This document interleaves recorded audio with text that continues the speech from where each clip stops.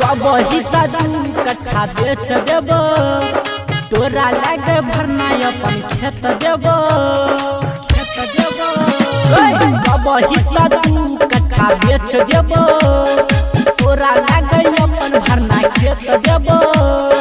तोरा लागे 16 सिंगार महंगा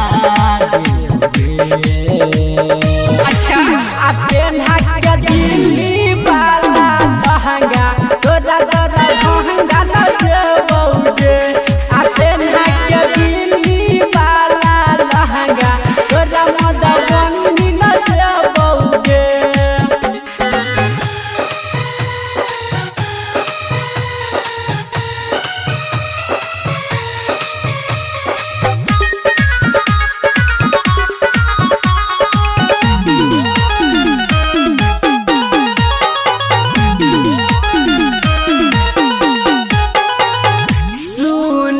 के जान हमर बात ले मान हमर अच्छा सुन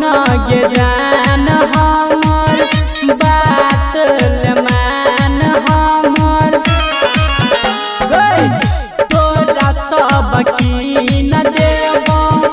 लबली क्रीम देबो कोई रनिया बन जो कनिया कंगना देबे की कहली रे आ पेन्हा के दिल्ली वाला लहंगा तोरा महंगा न देबोगे आ पेन्हा के दिल्ली वाला लहंगा तोरा खबरिया न देबोगे